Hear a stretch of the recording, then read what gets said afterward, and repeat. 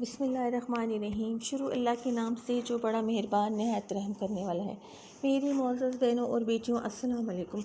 आज मैं आपको सूरह बकरा की आयत नंबर 42 से लेकर 50 तक का लफ्ज़ी तर्जुमा, तफसीर और तशरीह थोड़ी सी बताऊँगी। तो शुरू करने से पहले मेरी बहनों एक छोटी सी प्यारी सी दुआ पढ़ लेते हैं। रब्बि इश्रह ली सदरी व यस्सिर ली अमरी वहलुल उक़दतम मिन लिसानी यफ़क़हू क़ौली रब्बि यस्सिर वला तुअस्सिर व तम्मिम बिल खैर व बिका नस्तईन या फ़त्ताहु या फ़त्ताहु या फ़त्ताहु रब्बना ज़िदना इल्मा व आमला या फ़त्ताहु आमीन सुम्मा आमीन। तो अपने सबक का आगाज़ करते हैं। आयत नंबर 42 है सूरह बकरा की। बिस्मिल्लाहिर्रहमानिर्रहीम। वा और ला नहीं तलबिसु, तुम मत मिलाओ अल हक का, सच को, बिल बातिली, बातिल के साथ, व तक्तमु और तुम मत छुपाओ अल हक का, सच को, व अंतुम अगर तुम तालमुन जानते हो, यानी हालांकि तुम ये सब बातें जानते हो, इसलिए तुम सच को मत छुपाओ और बातिल का प्रचार ना करो। जहाँ पर मैं इस आयत की आपको थोड़ी सी तशरीह बताऊंगी कि तौरात के सिफ़ात, नबी करीम सल्लल्लाहु अलैहि वसल्लम के कमालात व सिफ़ात और अलामात के ज़िक्र से मुज़य्यन थे। उलमाए बनी इसराइल इनको छुपाने की कोशिशों में लगे रहते थे ताकि लोग इन पर मतला होकर हज़ूर सल्लल्लाहु अलैहि वसल्लम पर ईमान ना ले आएं। और अगर किसी की नज़र से ऐसी कोई आयत गुजर भी जाती तो वो इसकी ऐसी तावीलें गढ़ा करते और इसे बताते कि वो बेचारा तरह तरह की गलत फहमियों में मुतला हो जाता। अल्लाह ताला इन्हें इन मज़मूम हरकत से मना फरमाते हैं। जी, तो आगे पढ़ते हैं। वाह और लानी तलबिसु, तुम मत मिलाकर अल हक का, सच को, बिल बातिली, बातिल के साथ, व तक्तमु और तुम मत छुपाओ अल हक का, सच को, व अंतुम अगर तुम हो तालमुन जानते, व आकीमुस्सलाता और सही सही नमाज अदा करो, व आतुज़ ज़काता और सही सही ज़कात अदा करो, वर्कऊर और रुकू करो, मअर्राकिईन रुकू करने वालों के साथ।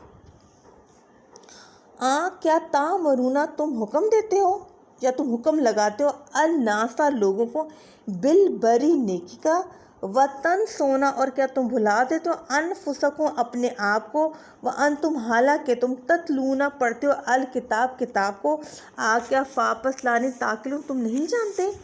यहाँ पे क्या बताया जा रहा है, यहाँ पे जो है यहूदियों के बारे में बात की जा रही है।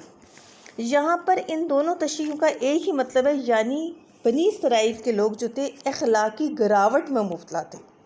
उन्हें अच्छे और बुरे की कोई तमीज़ नहीं थी, क्योंकि बनी इसराइल सदियों से इन अखलाकी बुराइयों में मुब्तला थे और एक हद तक उनके आदी भी हो गए थे। और यकअख्त इन आदतों को तर्क कर देना उनके लिए बहुत ही मुश्किल था।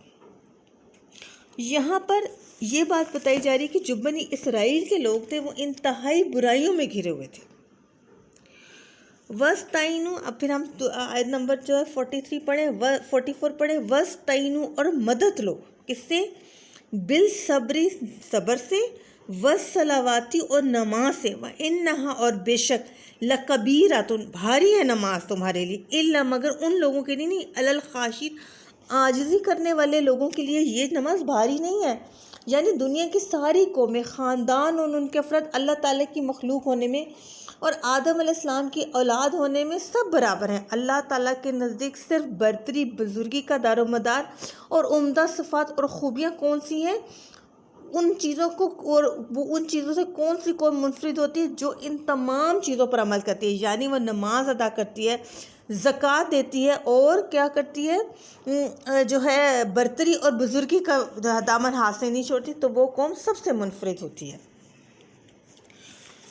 जी, अल्लाह जीना बेशक वो लोग, ये होता है ना, नून मिलाना है, नल्ला जीना बनता है, लेकिन क्योंकि लाम अलिफ लाए तो अल्लाह जीना बनेंगे। अल्लाह जीना बेशक वो लोग, यज़ुन्नूना जो यकीन करते हैं, अन्नहुम बेशक वो, मुलाक़ू मुलाकात करने वाले हैं अपने रब से, व अन्नहुम और उसी की तरफ अलैहि राजिऊन लौट कर जाने वाले। ये कौन लोग हैं, जो दीन में पूरे उतरते हैं, जो हर तरह की तकलीफ़ें परेशानियां बर्दाश्त करने के बावजूद अपने रब पे और अपने नबी हज़रत मोहम्मद सल्लल्लाहु अलैहि वसल्लम पर ईमान लाते हैं और सब्र करते हैं। क्योंकि यहाँ पर सब्र के लोगों मैंने रोकने और बांधने के, यानी ये कि वो अपनी जितनी भी ख्वाहिशात हैं उनको रोक के अपने नबी और अपने रब के रास्ते पर चलते हैं। और फिर यही कौन लोग हैं, ये उन लोगों को पूरा यकीन है कि वो मरने के बाद अपने रब से भी मुलाकात करेंगे, अपने रसूल से मुलाकात करेंगे, और वो ये जानते हैं कि उन्होंने उन्हीं की तरफ लौट कर जाना है।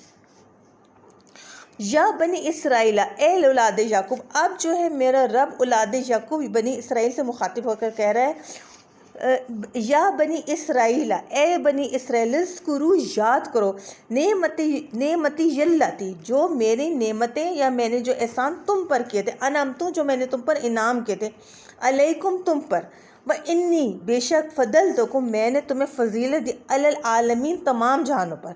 यानी आप बनी इसराइल के बारे में जो है मेरे नबी उनको बता रहे हैं कि जो है दुनिया की तमाम मखलूक़ात जो है वो हज़रत आदम की औलाद हैं, लेकिन हज़रत आदम अलैहिस्सलाम की औलाद में से कौन लोग मुनफरिद और बरतरी वाले हैं, जो बुजुर्गी वाले, कौन लोग जिनकी उम्दा सिफ़ात होंगे और जिनकी खूबियाँ होंगी, और वही कौम है तमाम कौमों में से मुनफरिद होगी।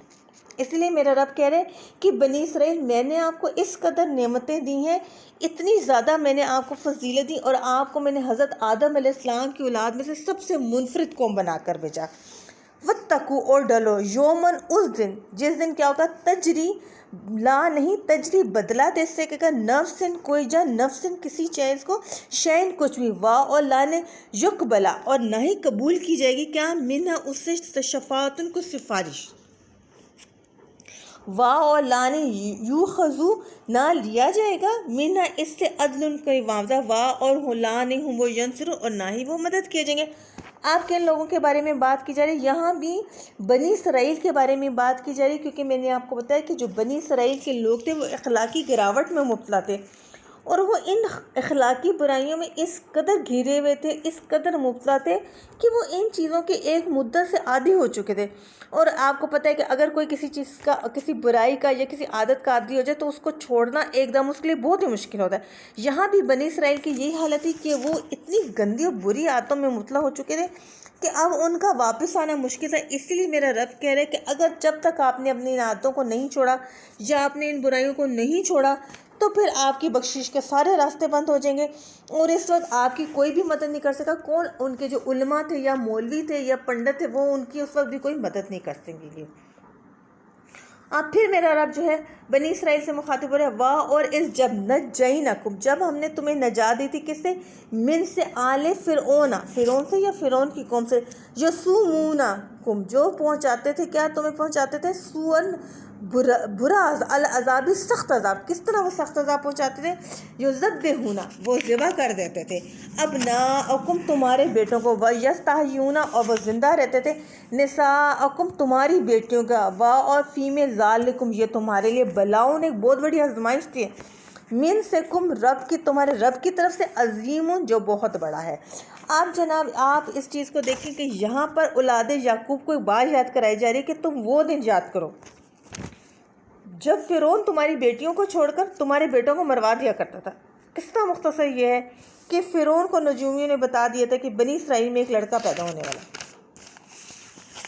जो तेरी हुकूमत को उलट देगा। एहतियाती तदाबीर के तौर पर इसने हुक्म दिया कि बनी इसराइल के यहाँ जो लड़का पैदा हो उसे कत्ल कर दिया जाए और लड़कियों को ज़िंदा रखा जाए ताकि वो बड़ी होकर उनकी लोंडियाँ बन सकें। मगर कुछ उलमा के नज़दीक ये भी कहा जाता है कि औलाद याकूब बहुत तेज़ी से बढ़ रही थी, तो फ़िरौन को खौफ हो कि वो इन पर हावी ना कहीं हो जाए, तो कत्ल करने की ये वजह बयान की गई। मगर मुस्तनद दलील यही है कि फ़िरौन को नजूमियों ने बताया था कि बनी इसराइल में एक बच्चा पैदा होगा जो तुम्हारी बादशाहत को ख़त्म कर देगा। तो मेरी बहनों, मैंने आपको आयत नंबर 42 से लेकर 50 तक का लफ्ज़ी तर्जुमा भी बताया है और थोड़ी सी इसकी तफसीर और तशरीह भी बताई है। तो मुझे पूरी उम्मीद है कि आपको ये मेरी जो मैं आपको रोज़ाना एक छोटा सा बयान देती हूँ इन आयात के बारे में, वो आपको समझ भी आ रहा होगा। और मेरी आपसे दरख्वास्त है कि अगर आपको ये समझ आ रहा है तो आप मेरे चैनल को लाइक भी करें, शेयर भी करें और सब्सक्राइब भी करें, क्योंकि ज़्यादा से ज़्यादा लोग इससे मुस्तफ़ीद